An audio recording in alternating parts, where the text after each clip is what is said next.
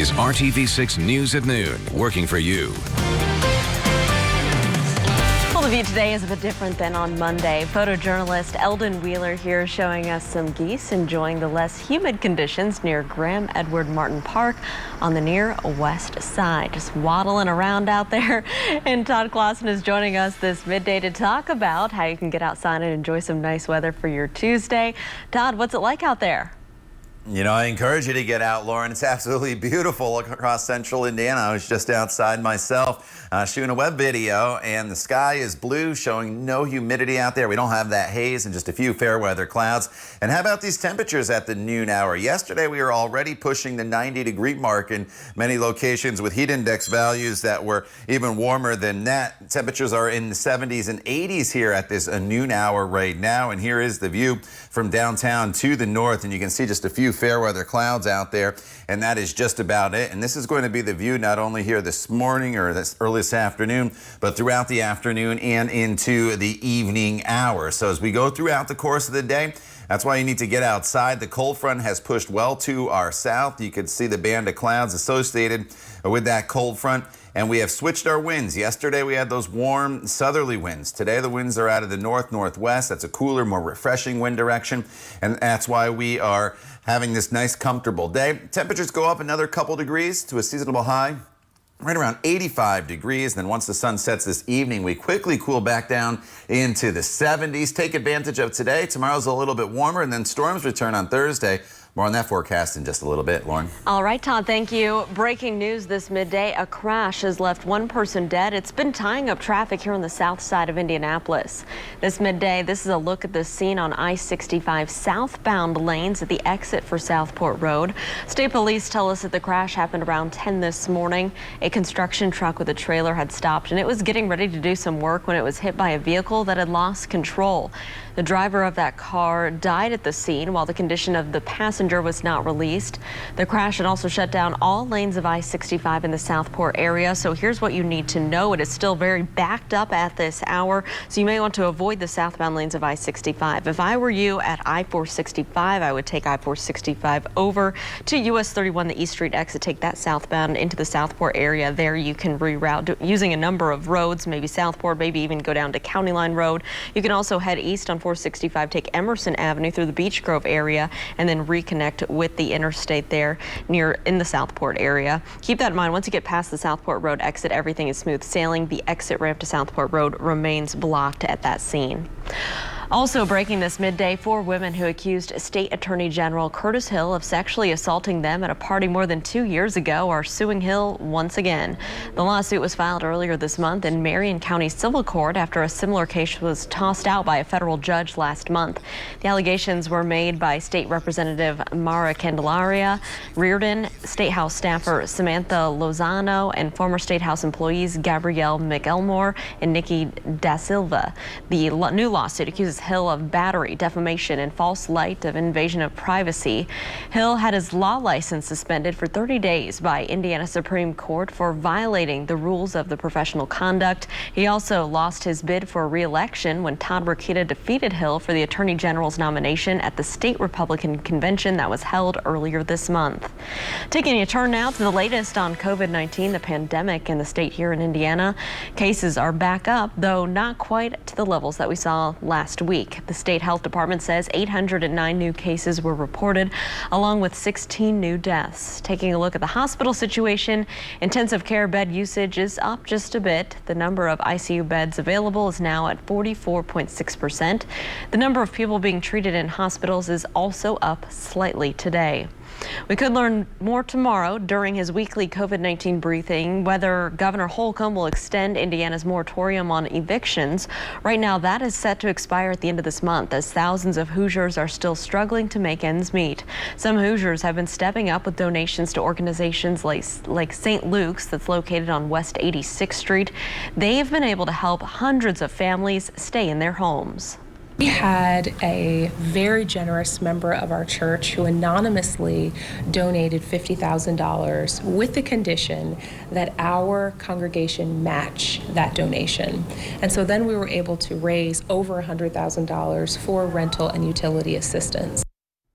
Now, if you need help paying your rent, you can head to our website. That's theindychannel.com/rebound. There we have more information on state and county programs, as well as others like St. Luke's, where you can get help. With the coronavirus cases, hospitalizations, and deaths soaring in some parts of the country, some of the states are starting to close areas that had previously reopened. President Trump is pushing for states and schools to reopen, and he's at odds with some of the experts on his own administration. ABC's Trevor Ault has more.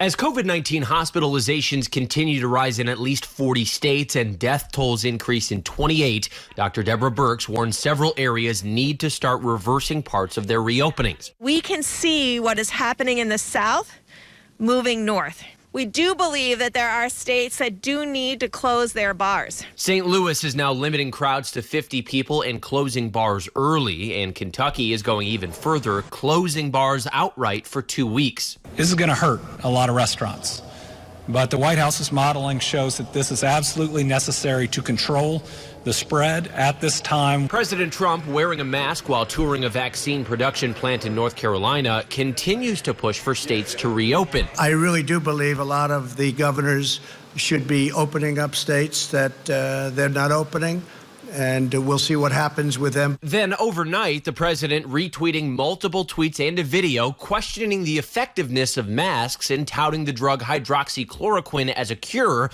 which the FDA has cautioned against using to treat COVID-19. One video then removed from the platform for violating Twitter's COVID-19 misinformation policy. The president also retweeted multiple criticisms of his own infectious disease expert, Dr. Anthony Fauci, some saying he misled the American public. Dr. Fauci, during an exclusive interview with Good Morning America, addressing that claim. You know, George, I don't know how to address that. I'm just going to certainly continue doing my job. To the charge you've been misleading the American public? I have not been misleading the American public under any circumstances. And just days after drug company Moderna moved into phase 3 of clinical trials for a potential vaccine, pharmaceutical company Pfizer says it's moving into the final stages as well. And if their vaccine is successful and approved, they say their goal is to have 100 million doses available by the end of the year. Trevor Ault, ABC News, New York. And tonight on RTV6, it's the inside story of how the U.S. lost control of the coronavirus. Join us for the ABC News primetime special, American Catastrophe. It features interviews with Dr. Anthony Fauci, who you see there, the head of the CDC, Robert Redfield, and many other health officials. You can watch American Catastrophe tonight, 9 o'clock. It's only here on RTV6. Well, you heard her weigh in on bars staying open during this pandemic. So what does she think of schools starting sports up again? We'll hear from one of the nation's top coronavirus experts coming up with an exclusive interview with RTV6. Todd. And Lauren, it's a terrific Tuesday all across central Indiana. The humidity is really, really low. The sun is shining and temperatures are climbing through the 70s and into the 80s here this afternoon. A live look outside just shows those few fair weather clouds. We'll talk about the rest of the today and look ahead to the rest of the week as well. Coming up in your Storm Team 6 forecast when the Noon is at Noon continues right here on RTV6.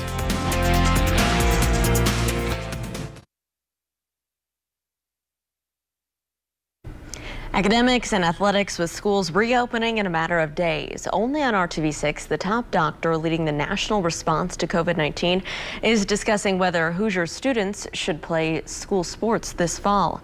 Dr. Birx sat down with our Rafael Sanchez this week. With more than 1 million school-age kids grades K through 12, there are a lot of concerns about them returning to the classroom and also playing sports. Football and band, track and field. Schools are scrambling because in those kinds of sports you can't socially distance. What do? Do we wait till the spring? Do we delay till next year? What's your best advice? Well, you said track and field, and I think you can socially distance in track and field. There's some sports that are open to social distancing and precautions, and we'd have to figure each sport is going to have a different risk and a different understanding. I think it's good that some of our national sport teams and our, like the baseball has gone back. They can socially distance and really seeing what is those risk factors and what are the risks to individual players and coaches. And I think we don't have a clear understanding about what that risk is, because remember, when we closed in March, we closed everything. Now that we're open and opening with a careful way, like here in Indiana, and watching each piece. I can tell you from other states where we have gotten into trouble when you talked about opening up, it was the bars. And it was bars where people could not socially distance. So any gathering indoors, and you're absolutely right. Your wife gets sick in October because the windows are closed, the heat is on, there's less ventilation in those classrooms. And I think we've learned cracking windows may be extraordinarily helpful, not heat efficient, but helpful in really creating air exchange. There are things that we can do to make it safer for children and teachers. You can see more of Raphael's exclusive interview with Dr. Birx right now at theindychannel.com and also on the RTV6 app. Let's take another look outside on this beautiful Tuesday. Hopefully you're eating lunch outside today. We'll check in with Todd and get his full forecast as we look ahead to the rest of the week. You're watching the news at noon right here on RTV6.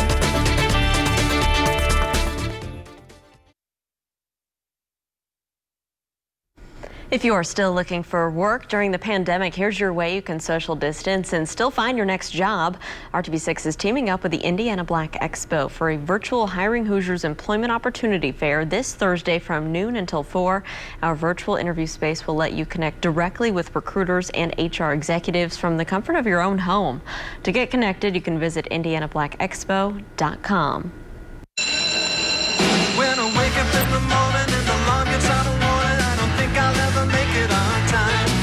By the time I grab my books and I give myself a look, I'm at the corner just in time to see the bus fly by. It's alright, 'cause I'm saved by the bell. Well, it is safe to say a lot of young people in the 1990s were obsessed with Saved by the Bell. Now, ahead of the reboot of the show, one of the stars is launching a podcast because he never watched the show since it ended 25 years ago. Mark Paul Gosselaar, who of course played Zach Morris, is starting a podcast called Zach to the Future. Each podcast will be about each of the 16 episodes of season 1 of Saved by the Bell.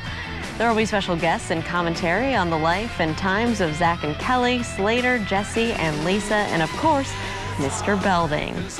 Todd never really got into that show. I think I was a little bit too young in the 90s. I remember old Kelly Kapowski. Okay. and Slater and Mr. Belding. Yeah, Zach Morris. I remember. That song brought back lots of memories, Lauren, there when it just came on there.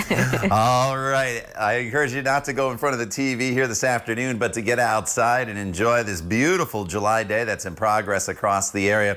The sun is shining all across central Indiana. Here's a live look in Bloomington, and you can see just a few fair weather clouds as you look across the campus of IU. And this is how it's going to look throughout the course of the afternoon hours, no matter where you are. Some cumulus clouds that will not produce any rain. And the sky is nice and blue without that haze there to filter it, and the haze would be the humidity that has come way down throughout the course of the day today. 77 right now in Richmond, 82 in Bloomington, 83 is the current temperature in Indianapolis right now. And all across the area, temperatures will go up another couple degrees, and we actually may be a little bit below average in northern locations, with our normal high being 85. We'll get about 83 in Muncie, 83 in Logansport, Lafayette. At 84 degrees, we'll slide to the south where high temperatures are going to be a couple degrees warmer. Bloomington today, right around 86 degrees, 87 the high temperature expected in Bedford as well as Seymour. Then in around the metro area, temperatures are in the mid 80s for the most part. Should get up to about 86 degrees here in Indianapolis. This morning, if you were out early, we had that patchy fog. It was still a little on the muggy side.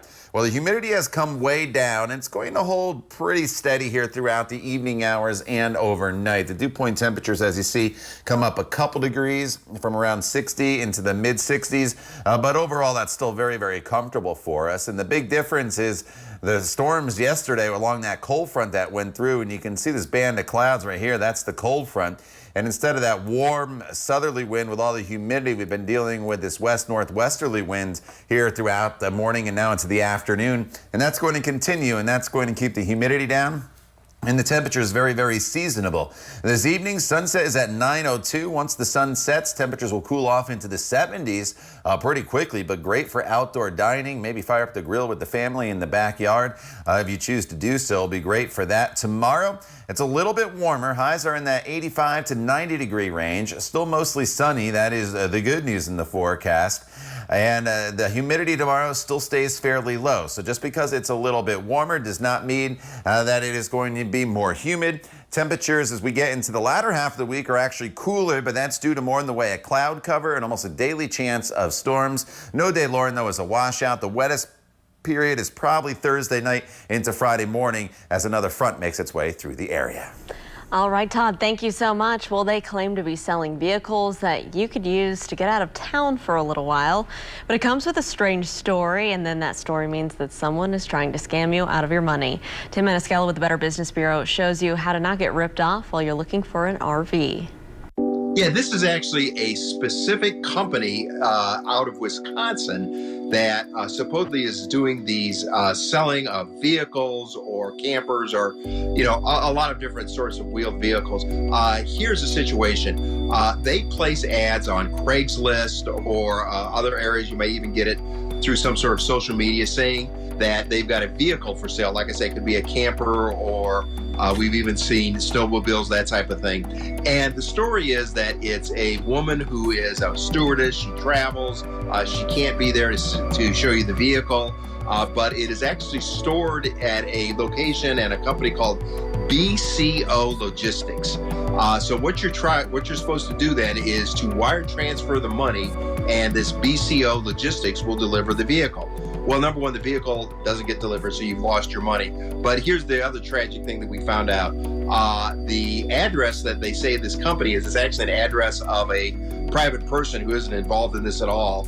And this company called BCO Logistics, they are a legitimate company. They've just gotten their name and their website and what have you stolen. So I feel for those two entities. But if you see something on Craigslist or something like that, and it has the company BCO Logistics, that's who you wire transfer the money to, don't do it. It's just a scam. There's been a big raise in these sorts of things that we've seen that consumers have been calling us on. So just be very, very careful of that particular scam. BCO Logistics, don't send any money, don't wire transfer anything. It's a scam. Good to know, Tim. Thank you so much. And when we come back here, it is time for our Pet of the Week.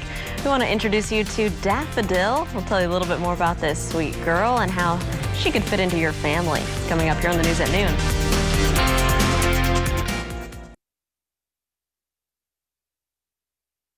Welcome back. It is time for our Pet of the Week from Indy Humane, and maybe it's time for you to take Daffodil home to be part of your family. This is Daffodil. She's sweet, sensitive, 1 year old, looking for a home where she can get a lot of attention from her family. Indy Humane says Daffodil is going to do best at a home without little children, and she would pair well with another social and outgoing dog. Daffodil is available with a $175 adoption fee.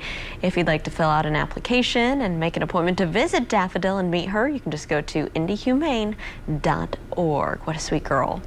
We do have another reminder. Indy Humane's 17th annual Mutt Strut was postponed earlier this year due to COVID-19.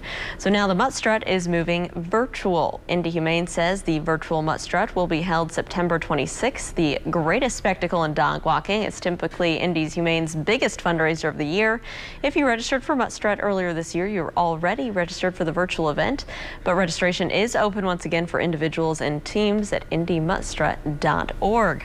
And today, Todd, would be a great day to take the dog out for a walk. A beautiful Tuesday in the forecast. It is. Get out there and enjoy the low humidity, the seasonable temperatures in the mid-80s, and all the sunshine that's out there. Nothing's going to change here this afternoon except the temperature. It'll cool off once the sun sets back down into the 70s. Tomorrow, we're starting in the 60s, so nice and comfortable, but up to 89, still low humidity and lots of sunshine. Then while it's cooler by the end of the week with temperatures in the low 80s, pretty unsettled, Lauren, Thursday through the weekend, but no day is a washout. The wettest period probably Thursday into the day on Friday. All right, Todd, thanks, and thank you for joining us and making RTV6 your choice for news. Come back and join us for the news at 5, and have a great Tuesday.